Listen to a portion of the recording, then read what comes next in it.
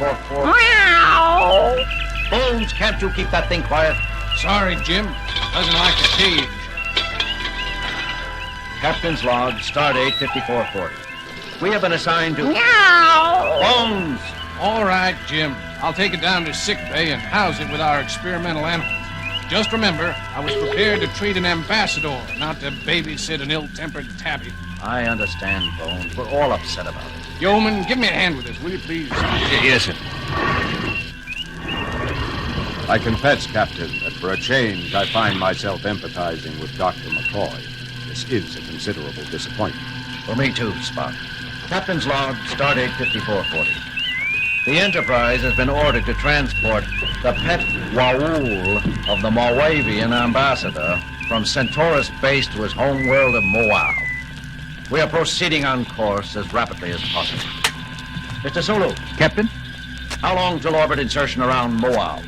Approximately 2 standard weeks, 6 hours, 30 minutes, sir. 2 weeks. They're moving a Starfleet cruiser from commission for 2 weeks just to pamper someone's pet. It does seem rather extraordinary, Captain. Then the Moavian situation is extremely delicate. At the moment, they are neutral. But since they lie near both the Federation and the Klingon Empire, it seems certain they will eventually ally themselves with one or the other. The Moavians are an advanced, logical people. Logical? You call the Moavian ambassador's concern over his pet logical? Logic and affection are not necessarily mutually exclusive, Captain. I speak from personal experience. I had a pet sailot once that... Maybe so, Spock, but when you expect to play host to a full ambassador and find yourself carrying a cross between a nervous bobcat and a furry lizard... Kirk here. Jim, you were worried about this being a dull trip? What's happened, Bones? Yeoman Prentice and I were moving the Moauv into sickbay. We bumped into a wall making the turn, and apparently the Moauv panicked. We dropped the cage, and the blasted latch broke. The Moauv got out. Got out? All right. Where is it now? That's the trouble, Jim. We don't know. You know how timid it's been since the Moavian crew sent it aboard. The latch went and took off down the corridor like a shot. Let it get away, Doctor. Who's that? Spock? Listen, Spock, that thing's got claws as long as my middle finger. I'm a doctor, not an animal trainer. Not that we didn't try. Prentice took a dive at it. His arm should stop bleeding any minute now. The Horsehead Nebula, what next? Okay, Bones, stay where you are. Mr. Spock. Captain? Take a security crew or 2 down there. Use nets. We'll have an interstellar incident on our hands if that Moauv is hurt. Yes, Captain. Uhura, broadcast a warning for all hands to keep an eye out for the animal. Most of them have seen pictures of it. Seal all decks above and below sickbay. At least we can keep it in one area. Very good, Captain. Put me on the intercom. I'll do it myself. This is the captain speaking. The Moavian Moauv, the pet of the Moavian ambassador to the Federation, has escaped. It's loose somewhere near the sickbay. Yeoman Prentice has already been injured attempting to recapture it. I want no more such injuries. Anyone sighting the creature is to contact security immediately. Make no attempt to approach it. Kirk out. Where did you last see it, Doctor? Took the branch to the left, Spock. I don't think it went too far. It's probably cowering in a dark corner somewhere nearby, waiting for kindly old Spock to pick it up. Oh, Mr. Spock. Yes, Yeoman? See this arm? If you're going to pick it up, do it carefully. I'll meow. Remember that, Yeoman. Spock? Did I just hear you yowl? Yowl? Dr. McCoy, meow. Sure, I don't know what you're talking about. There! You did it again. Really, Doctor, I hardly think this is the time for levity. You with the nets, stand ready. Half of the group will scan each room, while the rest of you block any exits. Clear? Aye, All right, sir. Yes, sir. Okay. Prentice, did you hear it too? Hear what? Zip? So, you better pay more attention, Yeoman, or you'll never rise above. Good Hippocrates. Did I just growl at you, Prentice? Holy reaction. Me too. Captain, What is it, Lieutenant? I'm getting some very strange reports from sickbay level. In what way strange? Well, sir, there are several reports of fights breaking out among the crew. Fighting? Yes, sir, but that's not what's so peculiar.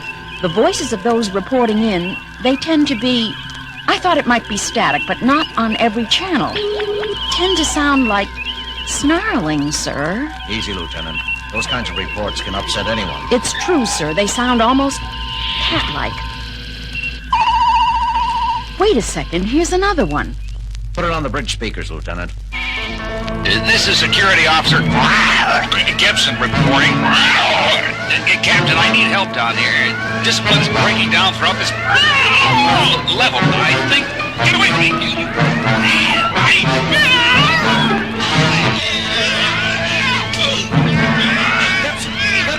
This is the captain speaking. Report. That's enough, Lieutenant. Monitoring all phones. Refer them to security. Aye, sir. What do you make of it, Mr. Sulu? I don't know, sir. I never heard anything quite like it.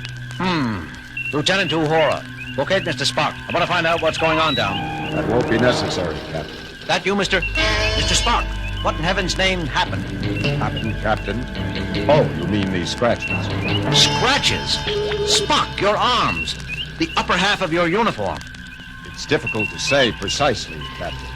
We thought we detected the crying of the Moauv in a small storage chamber. I set a cordon of men with nets to block off the only entrance. We started to go in after it when... Yes, Spock? I'm not sure. I experienced a sudden desire to run, to hide. It's fear, but not in the logical sense. It was entirely instinctive and irrational. I found myself striking out around them, desperate. The others were doing the same. I saw everything through a red haze. Something was telling me I had to get away. Get away, get out. Spock! Are you all right? I'm okay now. The influence seems to grow weaker as you move away from it. What influence? That, Captain, is exactly what I'd like to know. Captain, I told you to hold any further reports of conflict, Lieutenant. This isn't a combat report, sir. It's Dr. McCoy. Bones, put him through. Jim, what's going on? I've got cases of lacerations and bruises piling up down here faster than Chapel and I can treat them. Some of the injured are violent. I'm having a hard time keeping them under sedation. Bones, did you just snarl? I guess I must have, Jim. Spock didn't notice it right away either. There's something that sneaks into your mind. Can you describe it? Some influence overpowers your emotions and thoughts. The sole urge is to strike out and run in blind panic. That's it. Panic. How about the source? I believe there is only one logical possibility, Captain. Just a minute, Bones. What, Mr. Spock? We are being subjected to a mass telepathic projection of considerable raw power. The projection emphasizing panic and fear. There is only one entity aboard which could be expected to be experiencing such feelings. The Moavian Moauv. Bones, did you? I've heard, Jim. I wish somebody would do something about it fast. The thing's strength seems to be increasing. Our latest cases are requiring heavier and heavier sedation. Do the best you can, Bones. I'll get back to you. Suggestions, Mr. Spock? We have little information on Moauv and less on this creature. I recommend contacting the Waul's owner for instructions. The ambassador? Spock, you know I can't do that. Moauv is a diplomatic flashpoint. We get in touch with them and confess we can't even handle a single pet. What are they going to think of our capabilities? More than they will if we... Right. What do you mean, Spock? I can feel it again, Captain. The influence. Dr. McCoy is right, as far as he goes. As the violence around it increases, the Moauv becomes more frightened. The more frightened it becomes, the stronger its defensive projection grows. We could lose control of the Enterprise. You really think it could go that far, Spock? You see, Captain, soon even coherent speech will become impossible. Lieutenant Uhura, contact Moauv. Get us through to the ambassador to the Federation. Do it yourself, Captain. Uhura! I'm sorry, sir. Something just... Forget it. I have contact, sir. Put him on the screen. This is Ambassador Moauv speaking. Your trip is proceeding pleasantly, Captain? I'm afraid not, Mr. Ambassador. We have a bit of a problem. Your pet was accidentally set loose on board a little while ago. He was? Escaped? Captain, I'm shocked. Not as shocked as I am at you, Mr. Ambassador.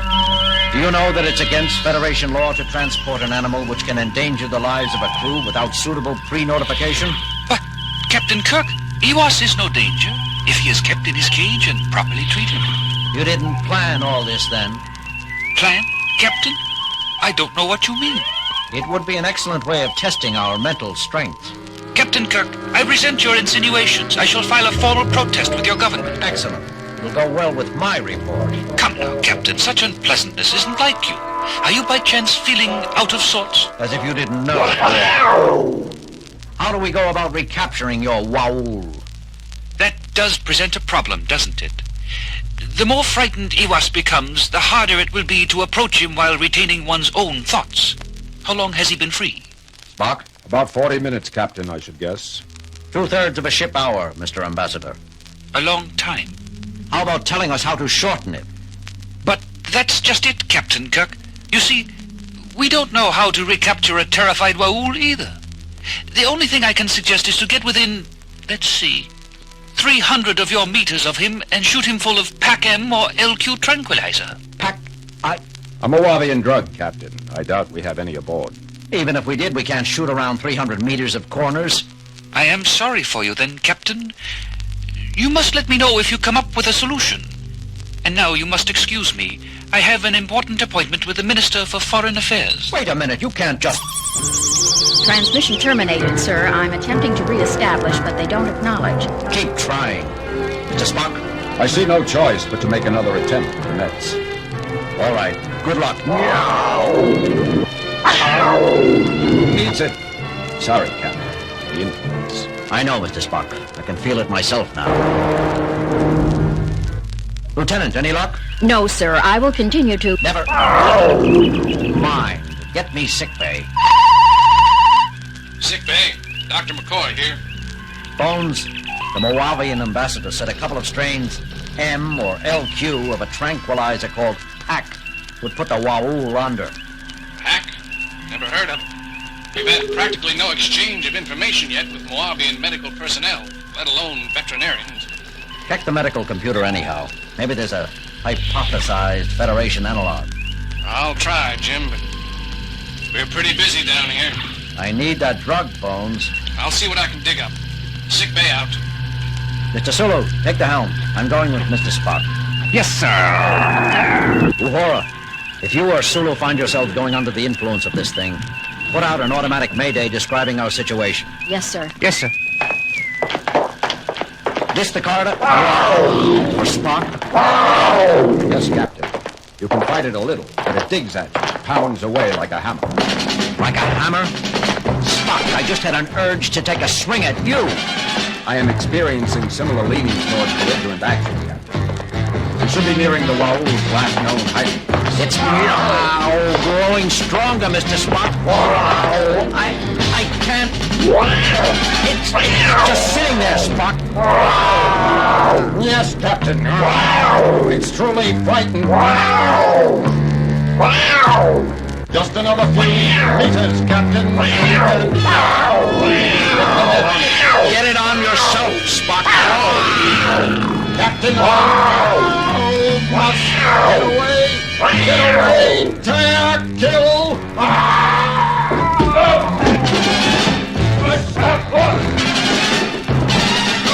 Captain, Mr. Spock, what's going on here? Telepathic screen. I heard. It's the animal there, isn't it? The Moauv. Here, kitty, kitty, kitty. Nice, kitty, kitty. Lieutenant Morris, be careful. Dangerous. Nonsense. Nice, kitty. Armalurvau.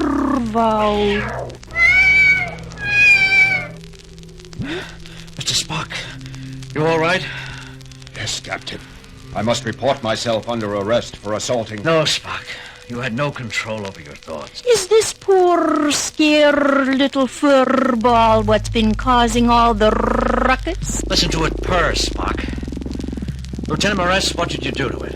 Do? Why, nothing, Captain. It was frightened out of its mind, that's all.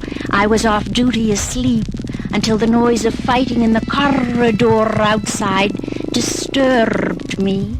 I learned what was happening and was on my way to the bridge when I saw you and Mr. Spock fighting. There, it's all right now. But why? Naturally, Lieutenant Morris is not affected. She She is of feline ancestry herself and clearly able to empathize with primitive feline thoughts. The Waul detected assurance in a kindred spirit and at once relaxed. Lieutenant, you're hereby relieved of communications duties until we arrive at Moauv and deliver this pet to Ambassador Moauv. Till then, your sole responsibility will be to see to the care and feeding of Iwas here.